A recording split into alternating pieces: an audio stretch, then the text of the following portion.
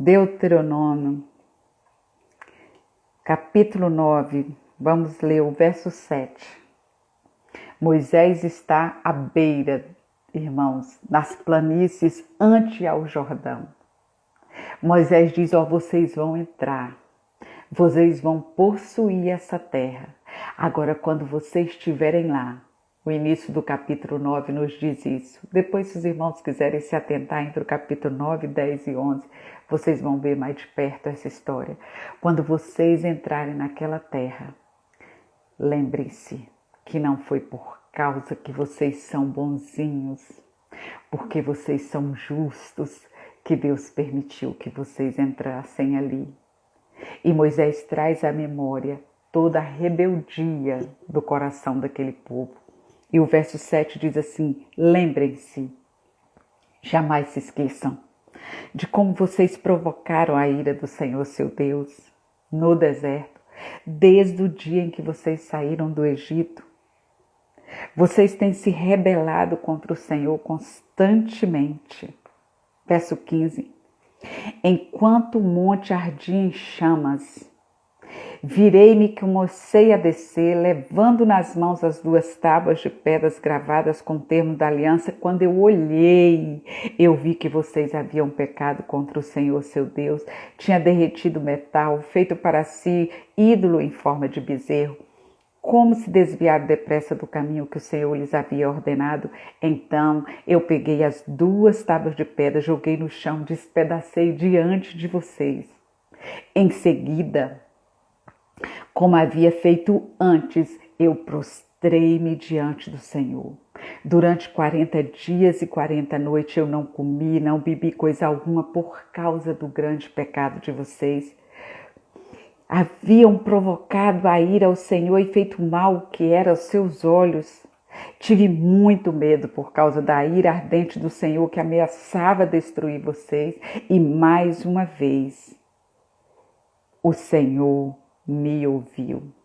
O Senhor estava tão irado com Arão que queria destruí-lo, mas eu também orei em favor de Arão.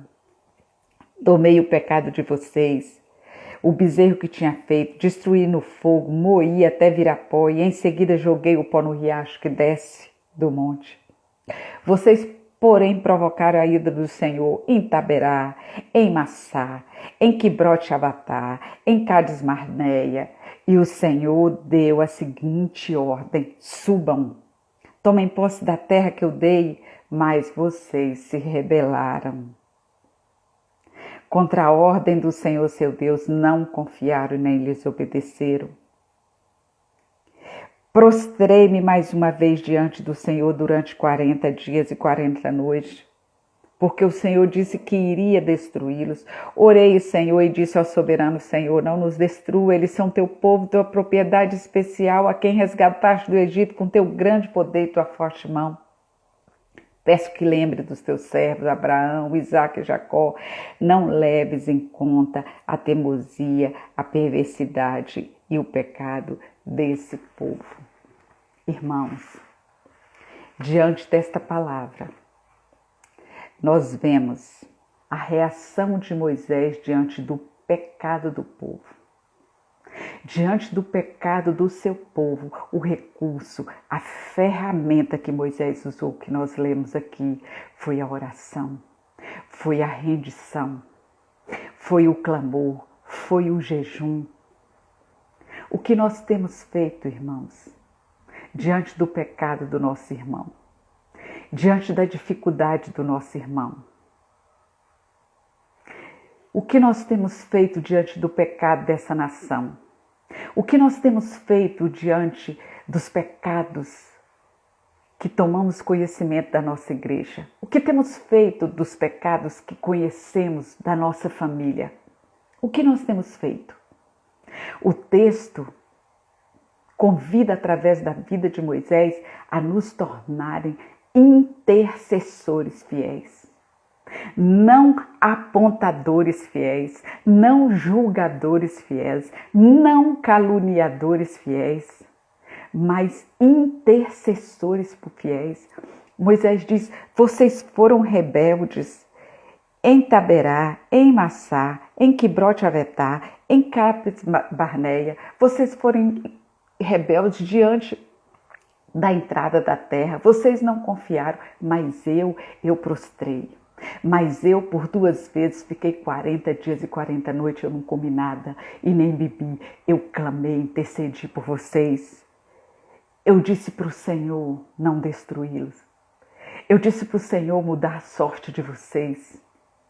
Moisés atendeu esse chamado. Irmãos, nós estamos aqui em 21 intercessores. Você está disposto a atender esse chamado? De interceder pelos seus? A Bíblia diz que Jó, quando imaginava que seus filhos poderiam ter pecado, ele se levantava de madrugada e intercedia por eles. O capítulo 10, versos 10 diz assim, irmãos: quanto a mim, eu fiquei em monte, na presença do Senhor, 40 dias e 40 noites. Como da primeira vez, eu fiz de novo. E dessa vez o Senhor tornou a ouvir minhas súplicas, concordou em não destruí-los. E o Senhor me disse: levanta, siga a viagem, guie o povo para que eles entrem e tomem posse da terra que eu jurei dar aos seus antepassados. Nós vemos um homem disposto a interceder pelos seus e vemos um Deus que muda caminhos, irmãos. Um Deus que muda direção, um Deus que ouve oração, um Deus que atende clamor, um Deus que se inclina em nosso favor, um Deus que trabalha em nosso favor. É isso que nós vemos aqui. E aí Moisés faz uma pergunta. Verso 12, agora que vocês estão na porta para entrar, que vocês viveram tudo que vocês viveram nesse deserto, o que o Senhor requer de vocês? O que o Senhor requer de mim? O que o Senhor requer de você? É a pergunta do verso 12. Somente que você tema o Senhor, que você viva de maneira a agradar a Ele, que você o ame e o sirva, o Senhor, seu Deus, de todo o coração e de toda a sua alma. Obedeça sempre os seus mandamentos, os seus decretos, que hoje Ele o dou para o seu próprio bem. Veja os mais altos céus, a terra, tudo que nela pertence ao Senhor, seu Deus. O Senhor escolheu vocês para amá-los. Dentre todas as nações, como hoje se vê, submetam-se a Ele de todo o coração e deixem de ser teimosos. Vimos um homem intercessor, um Deus que ouve oração, mas um Deus que requer de nós inteireza de coração. Um Deus que requer de nós fidelidade. Um Deus que requer de nós clamor diário ao seu altar. Capítulo 11. Amem o Senhor, seu Deus. Obedeça-o sempre. E lembrem-se, guarde isso, irmãos, lembrem-se. Eu não estou falando, dizia Moisés, essa palavra para os filhos de vocês, não. Eu estou falando essa palavra para vocês. Eles não viram os atos poderosos quando da saída do Egito. Está tudo registrado aqui, irmãos, do verso 1 ao verso 7. Seus filhos não viram como o Senhor cuidou de vocês no deserto, mas vocês viram. Vocês viram com os próprios olhos o que o Senhor realizou, todos os seus sinais e atos poderosos. A aliança de Deus é com você. A aliança do Senhor é comigo. Não esteja olhando para o outro. Não esteja olhando para os seus filhos. Eles não experimentaram ainda o que vocês experimentaram. Eles não viveram ainda o que nós vivemos. Eles ainda não conhecem o que nós conhecemos. O seu vizinho ainda não conhece. Muitos nessa nação ainda não viu os atos poderosos do Senhor, mas você já viu, você já experimentou. Você conhece a mão poderosa de Deus, você conhece o ouvido sensível do Senhor. A aliança é com você. Levante-se você. Levante eu e você nesse chamado de intercessão, como Moisés se levantou, diante das necessidades dos seus filhos, da sua família, da sua igreja, da sua nação, do seu trabalho, do que quer que seja. Lembre-se, a aliança de sangue foi feita com você. Nós somos vaso de barro, irmãos. Nós não somos nada. Mas a Bíblia diz que nós somos um vaso de barro que carrega a mensagem que liberta, que carrega a mensagem que transforma, que carrega a mensagem que orienta, que dá direção. Nós somos vaso de barro que tem em nós o Espírito Santo, que se move em nós, através de nós, por nós, que intercede pelas nossas fraquezas diante do Senhor, intercede por nós, clama por nós. Nós somos vasos de barro, mas temos um oleiro poderoso, fiel, que compadece desse barro que sou eu.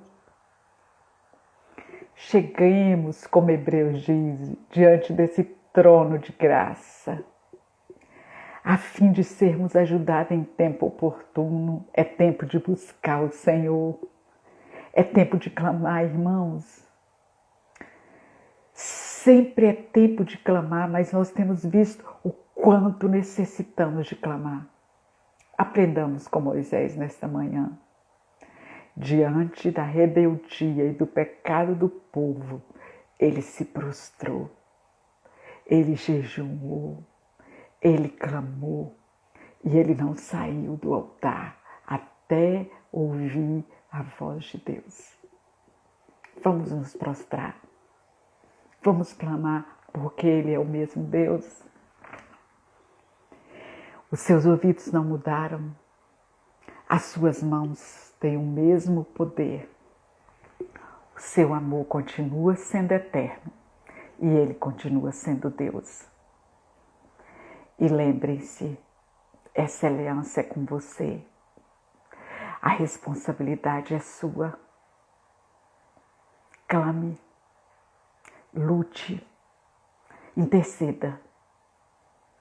Se prostre diante de Deus.